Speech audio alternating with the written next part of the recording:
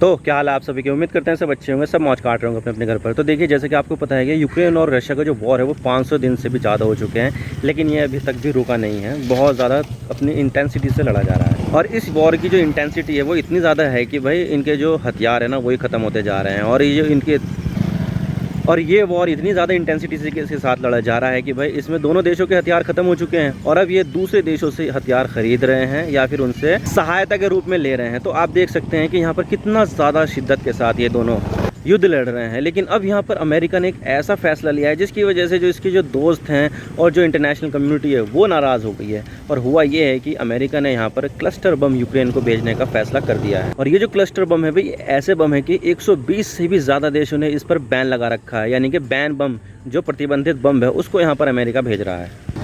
तो आज इसके बारे में पूरी डिटेल के साथ बात करते हैं कि मामला क्या है, ये क्लस्टर बम क्या होते हैं और यहाँ पर जो अमेरिका है इसके ऊपर किस तरह का असर पड़ेगा। लेकिन अगर आप चैनल पर नए हो तो चैनल को सब्सक्राइब जरूर कर देना। वीडियो को चाहे लाइक करो या डिसलाइक करो, लेकिन चैनल को सब्सक्राइब जरूर कर देना। और आपके लिए यहाँ पर मैं नदी के ऊपर आ रहा हूँ, ये वीडियो वगैरह ये सब बना रहा हूँ। बरसात हो रही है यहाँ पर और कई सारे जो राज्य हैं, ज़िले हैं, वहाँ पर बाढ़ की स्थिति आई हुई है। तो थोड़ा सा वीडियो को देख कर सब्सक्राइब जरूर कर देना चैनल को। तो चलिए वीडियो का आगाज़ करते हैं। तो बात करते हैं मामला क्या और हम इसके बारे में क्यों बात करें। तो देखिए, यूक्रेन और रूस के वॉर को शुरू हुए 500 दिन से भी ज़्यादा हो चुके हैं। ये वॉर 24 फरवरी को शुरू हुआ था, लेकिन ये आज भी ख़त्म नहीं हुआ है और पूरी शिद्दत के साथ लड़ा जा रहा है। और यहाँ पर दोनों देशों को हथियार दूसरे देशों से मिल रहे हैं और यहाँ पर यूक्रेन की मदद नाटो का देश कर रहा है, चाहे वो यूके हो, यूएस हो या फिर तुर्की ही क्यों ना हो।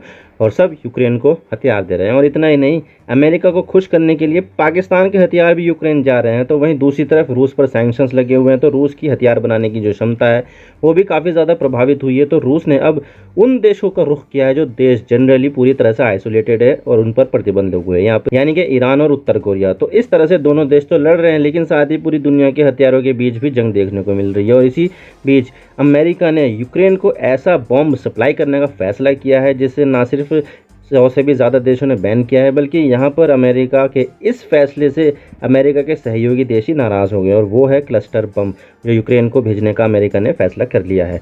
तो देख सकते हैं, आपके CNN का आर्टिकल है, USA to send cluster munition banned by over 100 nation to Ukraine after month of debate.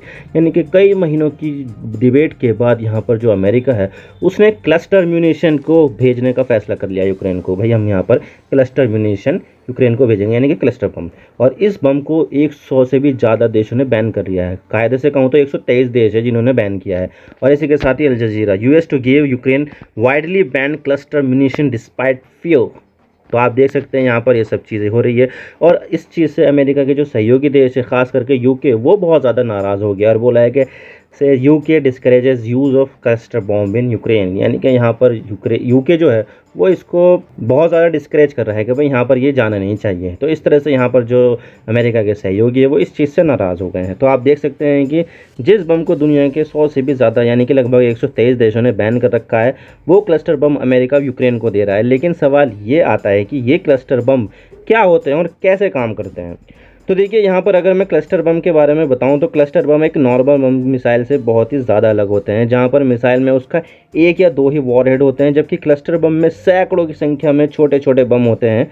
और ये बम का जो फील्ड ऑफ डिस्ट्रक्शन है किसी दूसरी मिसाइल की तुलना में ज़्यादा होता है, क्योंकि उसका सारा गोला बारूद एक ही जगह पर रहता है और एक ही जगह को हिट करता है। जबकि जो क्लस्टर बम है इसमें सैकड़ों छोटे छोटे बम होते हैं जिन्हें फायर करने पर ये फैल जाते हैं और सिर्फ एक ही क्लस्टर बम से ज़्यादा बड़े इलाके को तबाह किया जा सकता है। तो इस तरह से यहाँ पर जो क्लस्टर बम है ये काम करते हैं, या इसको यहाँ पर हवा से, ज़मीन से, या जो नेवी है वहाँ से छोड़ा जा सकता है। और जब ये छोड़ा जाता है तो जब ये हवा में होता है ना, तो इस तरह से इसके जो ऊपर और नीचे का जो खोल होता है ना जिसमें बम भरे होते हैं वो हट जाता है जब वो गिरता है। और उसमें से जो छोटे छोटे बम जो होते हैं वो सैकड़ों की संख्या में वो निकलने शुरू हो जाते हैं, जो एक तरफ ना जाकर आसपास कई सारी जगहों पर फैल जाते हैं और यहाँ पर डिस्ट्रक्शन बहुत ही ज़्यादा करते हैं। और इस बम को सबसे बेहतरीन अंदाज में आयरन मैन मूवी में दिखाया गया। जब पहली आयरन मैन मूवी में टोनी स्टार्क अपनी स्टार्क इंडस्ट्री के हथियार बेचने अफगानिस्तान जाते हैं और अपनी जेरिको मिसाइल का नमूना दिखाते हैं। और ये अमेरिकी मिसाइल का एक क्लस्टर बम होता है जो बड़े एरिया को तबाह कर देता है। आपने देखी होगी ना आयरन मैन फर्स्ट मूवी, तो उसमें ये दिखाया गया है जेरिको मिसाइल, ये वही सीन है। लेकिन इसको और बेहतर तरीके से दिखाने के लिए मैं आपको एक छोटा सा वीडियो दिखा देता हूँ कि किस तरह से ये क्लस्टर बम काम करता है।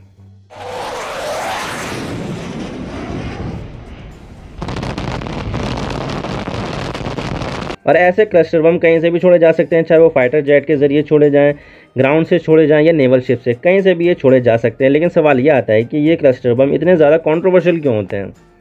तो देखिए, एक ही मिसाइल से एक बड़े एरिया को तबाह करने के लिए यहाँ पर क्लस्टर बमों का इस्तेमाल किया जाता है। और आपको तो पता ही है कि इसमें सैकड़ों की संख्या में छोटे छोटे बम होते हैं जो भारी तबाही मचाते हैं। लेकिन ऐसा भी होता है कि इनसे बहुत सारे जो बम हैं वो गिर तो जाते हैं लेकिन फटते नहीं हैं, और बिना फटे ऐसे ही गिर जाते हैं और कई सालों तक वो ऐसे ही पड़े रह सकते हैं। और एक रिपोर्ट के मुताबिक क्लस्टर बम छोड़ने से उनके अंदर जो छोटे छोटे बम होते हैं वो 10 से लेकर 40% तक फेल हो जाते हैं, फटते ही नहीं हैं जो, तो ऐसे पड़े रहते हैं वो जो बिना फटे बम है। यानी कि किसी क्लस्टर बम में 500 छोटे छोटे बम भरे हुए हैं तो उसमें 200 क्लस्टर बम फटते ही नहीं है, जो बाद में लोगों को नुकसान पहुंचाते हैं। और क्लस्टर बम से 40% मौतें तो बम की फटते समय होती है, जबकि इसके ना फटने वाले बमों से 60% मौतें होती हैं। दरअसल होता यह है कि जो बम फटते नहीं है वो बम किसी शहर में ऐसे ही पड़े रहते हैं, और जब वहाँ पर कोई कंस्ट्रक्शन का काम चलता है तो ये आसपास जो भी एक्टिविटी होती है उससे फट जाते हैं और इससे नुकसान होता है, लोगों की मौतें भी हो जाती हैं।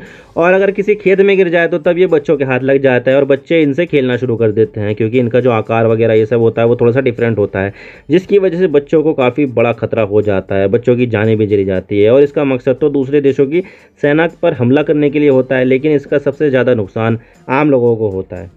लेकिन सवाल ये आता है कि जब ये इतने खतरनाक होते हैं तो इसको इस्तेमाल कौन करता है? तो देखिए, यहाँ पर रूस और यूक्रेन दोनों इस वॉर में, दोनों ही देश क्लस्टर बमों का इस्तेमाल कर रहे हैं, क्योंकि इन दोनों ही देशों ने क्लस्टर बमों को बैन करने की कोई ट्रीटी साइन ही नहीं की है। तो दोनों देश एक दूसरे के खिलाफ इसका इस्तेमाल कर रहे हैं। दरअसल हुआ यह था 2008 में एक इंटरनेशनल ट्रीटी साइन की गई थी जिसमें 123 देशों ने क्लस्टर बमों को बैन कर दिया था, और इस ट्रीटी का नाम था कन्वेंशन ऑन क्लस्टर म्यूनिशन। तो इस ट्रीटी में रशिया और यूक्रेन दोनों ने पार्टिसिपेट नहीं किया था। इसके अलावा अमेरिका ने भी इसे बैन नहीं किया है, लेकिन अमेरिका ने यहाँ पर रूस को क्लस्टर बमों को लेकर बहुत ज़्यादा क्रिटिसाइज किया कि रूस को ऐसा नहीं करना चाहिए था। तो अमेरिका दूसरों को तो भाषण देता है कि क्लस्टर बमों को इस्तेमाल मत करो, लेकिन खुद इसका इस्तेमाल धड़ल्ले से करता हुआ आया है, चाहे वो इराक वॉर हो, लीबिया में हो, बहुत सारी जगह पर अमेरिका ने इसका इस्तेमाल किया है। लेकिन रशिया को क्रिटिसाइज़ करने के पीछे ये भी वजह है कि रशिया का जो डड रेट है, यानी कि फेलियर रेट, 40% के आसपास है, जबकि दुनिया का जो एवरेज डड रेट है वो 20% ही है। तो ज़्यादा डड रेट की वजह से रशिया को क्रिटिसाइज़ किया जाता है, जबकि अमेरिका का जो डड रेट है वो 3% से भी कम है। यानी कि अमेरिका के हथियार आम लोगों को कम नुकसान पहुंचाते हैं, लेकिन नुकसान तो फिर भी पहुंचाते ही है ना। लेकिन सवाल ये आता है कि यूक्रेन इन्हें अमेरिका से मंगा क्यों रहा है? तो देखिए, 500 दिनों से भी ज़्यादा टाइम हो चुका है इस युद्ध को, और दोनों ही देश यहाँ पर दबाकर गोला बारूद खर्च कर रहे हैं, और इतनी ज़्यादा तेज़ी से खर्च कर रहे हैं कि इन्होंने अपना पूरा का पूरा गोला बारूद का जो स्टॉक पाइल था वो ख़त्म कर दिया। और ये दोनों देश दूसरे देशों से हथियार खरीद रहे हैं। रूस की हथियारों की इंडस्ट्री तो बहुत बड़ी है, तो उसको ज़्यादा ज़रूरत नहीं है, वो सिर्फ ईरान से सस्ते ड्रोन और मिसाइल ही खरीद रहा है। जबकि जो यूक्रेन है एक छोटा देश है और उसके हथियार जो ख़त्म हो रहे हैं, तो उसे हथियारों की सबसे ज़्यादा ज़रूरत भी है। और इतना ही नहीं, जितनी जल्दी यूक्रेन अपने हथियारों को ख़त्म करता जा रहा है उतनी जल्दी तो अमेरिका या नाटो देश बना भी नहीं पा रहे हैं। तो ऐसे में यूक्रेन यहाँ पर जो भी हथियार दूसरे देशों के पास है वो सब मंगा रहा है कि तुम्हारे पास ये नहीं है तो ये दे दो, वो दे दो, अगर ये नहीं है तो वो दे दो। तो इस तरह से यहाँ पर यूक्रेन है, उसने यहाँ पर क्लस्टर बम मंगा लिया कि भाई अब यहाँ पर बहुत सारे हथियार हमने इस्तेमाल कर लिया, अब हमें क्लस्टर बम भी दे दो, कि तुम्हारे पास दूसरे बम अवेलेबल ही नहीं है तो तुम हमें क्लस्टर बम ही दे दो। लेकिन सवाल ये आता है कि इसका असर क्या होगा? तो युद्ध में इसका असर क्या होगा ये तो नहीं पता, लेकिन यहाँ पर इस युद्ध में अमेरिका की जो मोरल ग्राउंड है उस पर असर बहुत ज़्यादा होने वाला है, क्योंकि यहाँ पर अमेरिका यूक्रेन को ये बोलकर हथियार दे रहा है कि हम यूक्रेन के लोगों को बचा रहे हैं और हम यूक्रेन देश को बचा रहे हैं।